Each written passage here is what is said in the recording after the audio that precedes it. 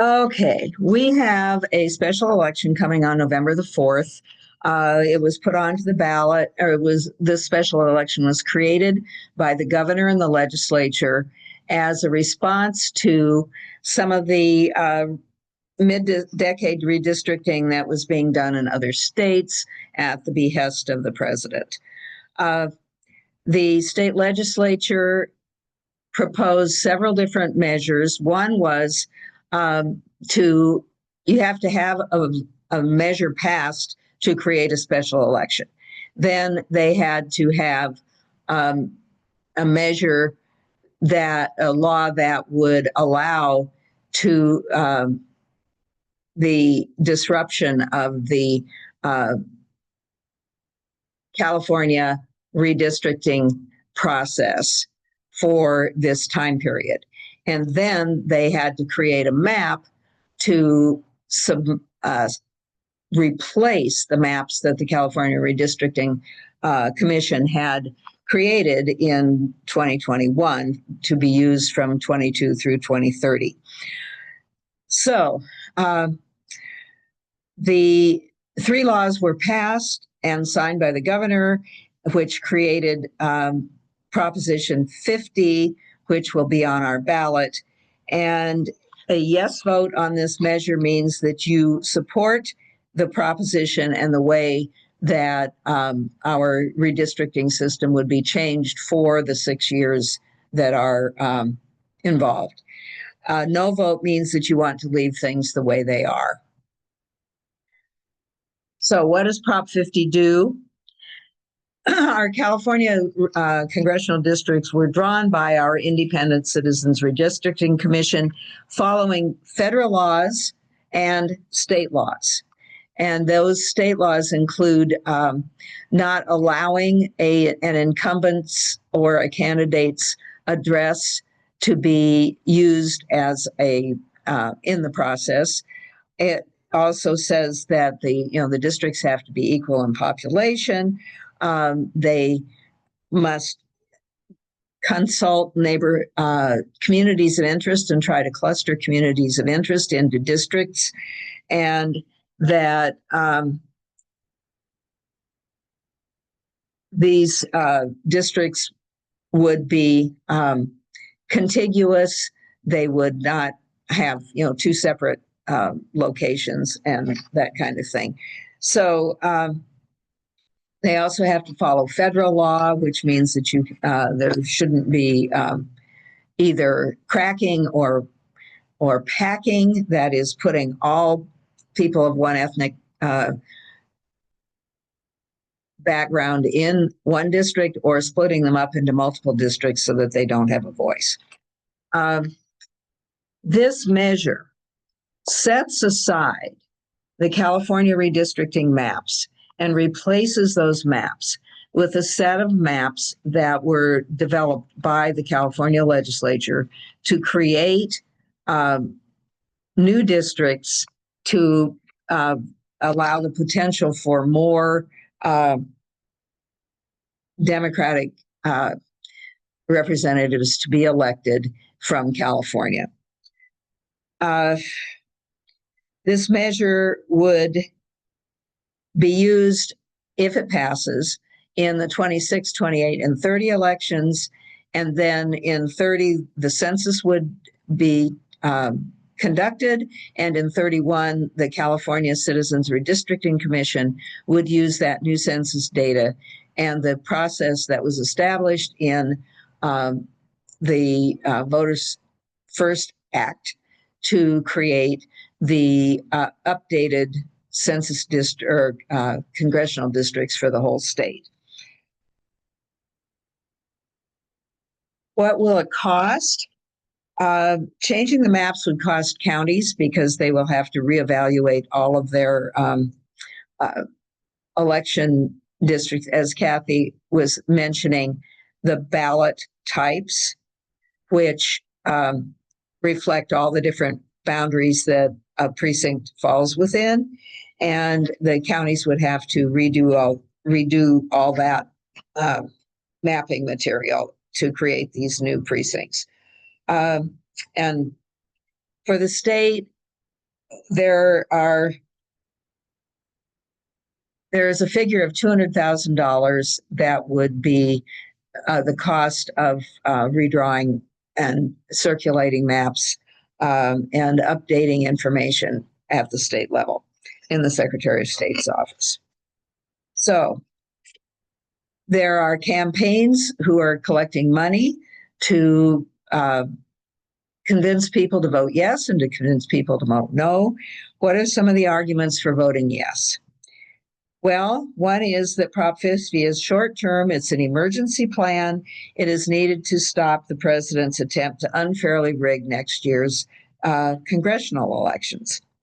Another argument in favor says Prop 50 gives voters the ability to approve the district lines in this election because it is a constitutional amendment, and the Voters' Choice Act was a constitutional amendment, so it takes a vote of the people in order to change it.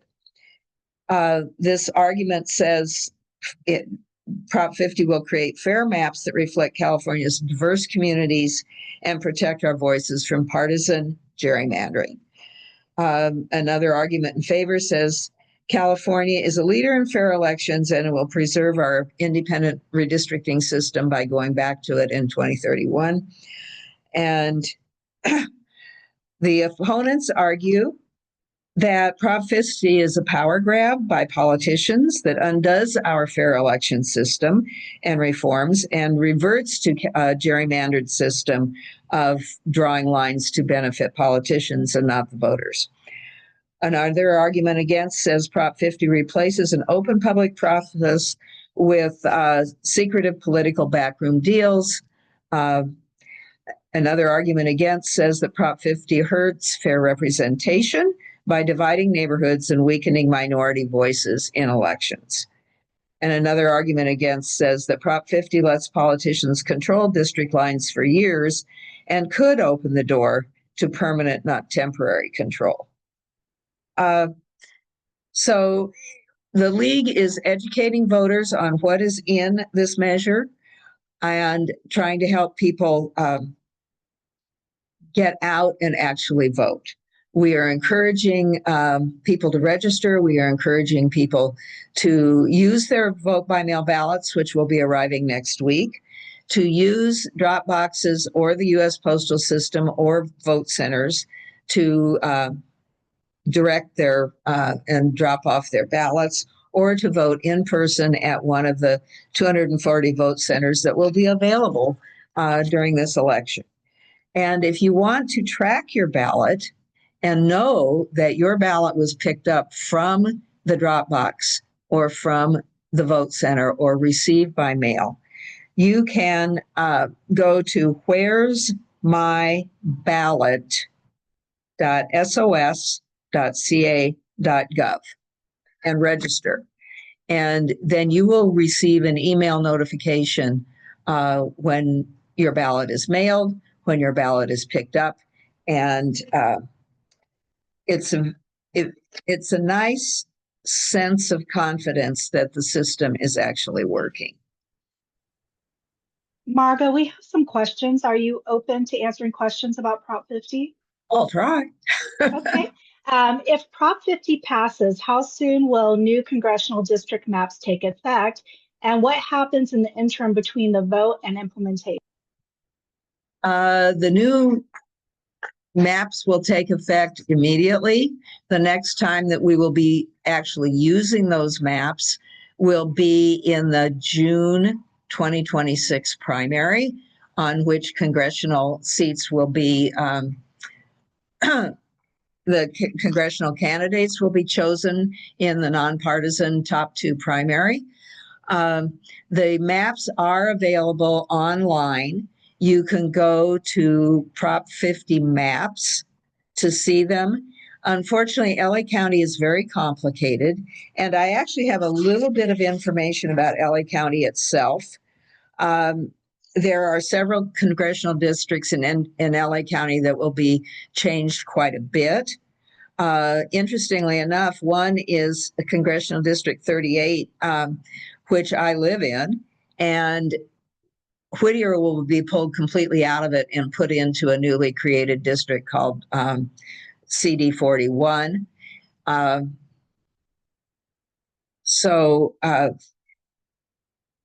There's and CD 41 will be composed of pieces of the old CD 38 and the old CD 42, which belongs to Long Beach and runs up the 605 freeway and picks up some of the communities along the 605. Another district that will have some changes is CD 42. They will remove all those Southeast LA communities that have been attached to the north end of Long Beach and keep that whole district within LA County. And instead, Long Beach will become a coastal district, which we had in 2000, that will include Seal Beach, Huntington Beach, Newport Beach. And that is a fairly radical change. There are several other radical changes in Northern California, but they don't really affect us. It is possible to look at each old district and new district and see how they are changed on this Prop 50 maps. So I would suggest that you Google it, and I will put the link and as much information as I can into the next county newsletter also. Margo, another question. What legal safeguards exist if Prop 50's map redrawings are challenged in court, and how will the registrar's office handle boundary disputes or confusion about voter districts? Oh. Well, we have an LA County District Attorney. We have a state.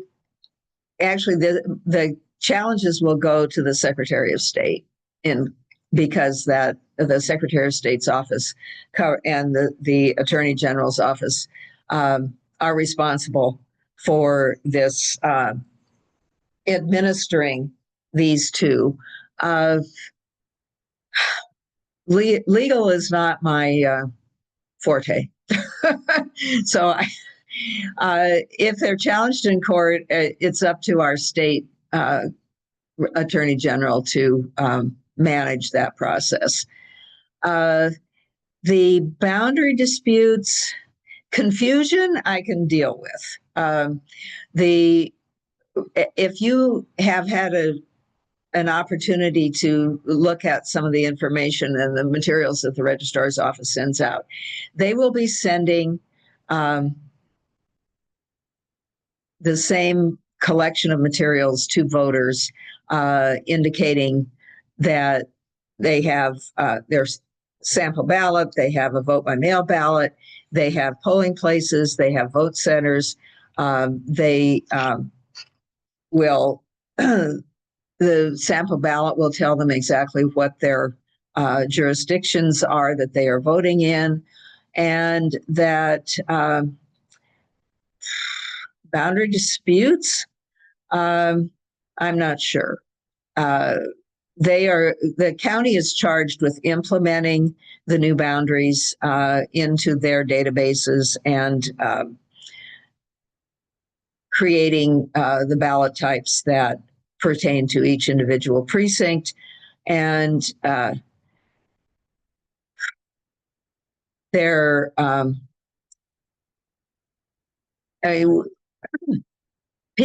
a great extent, a lot of voters don't have a clue who their person is, and so they make choices from whoever's on their ballot and whatever materials they receive as far as how they're voting. Kathy, do you have any suggestions for this question, this answer?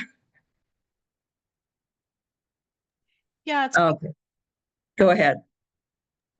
I will say that, first of all, the cost estimate is not exactly right because LA County alone will be about $300,000 to do it. But setting that aside, if as far as disputes, the challenge is that if this goes into effect, it's going to go into effect so soon. for the 2026 elections, right? So that means that it's a very small window, a very, very small window, basically December, for us to get everything.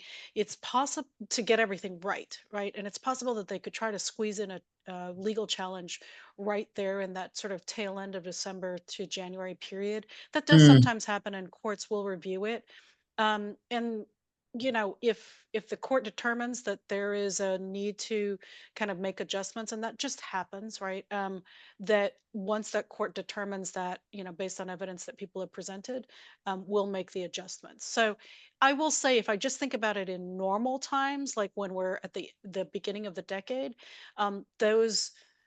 those kind of disputes are brought to the court reviews the evidence, and then it may or may not order, those kinds of changes, just to make sure that, for instance, if the intention was to have the lines include all of us, to track a city's boundaries, for instance, right? To make sure that, we wanted to move all of the city of Whittier in, but we missed it by a block, right? And that's partly because our census blocks don't match up with the shapes of the precincts. And so if a court orders it, that's what we would do. It is also possible that the legislature comes back with, a slightly amended map. And again, that would have to go through a court process. So that would all be squeezed in sometime in that late December, January period. Okay, thank you, Kathy. For those of us maybe didn't know who that voice was, it's Kathy Payne from the County Registrar's Office. So one final question before we wrap up Prop 50, Margo. Will Prop 50 affect local or county level races, such as supervisory, state assembly, or only federal congressional districts? And how will changes at the congressional level ripple through local representation? this Prop 50 pertains only to congressional districts because it's a counter to mid-decade redistricting being done in other states. It will not affect any of our local offices, cities, assembly, state senate, county board of supervisors. It doesn't affect any of those districts. It's only congressional districts. And I mentioned several of the congressional districts in LA County that will see changes.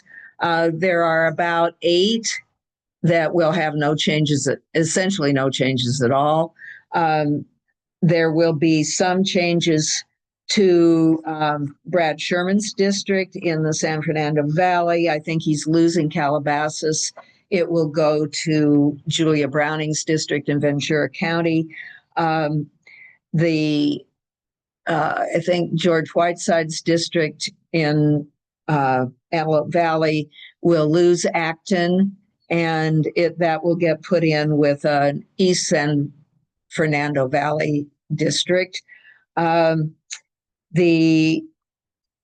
Judy Chu's district will have several changes, one of which would be they will add back in the San Gabriel River part in the mountains, and remove some small segments along the southern eastern border.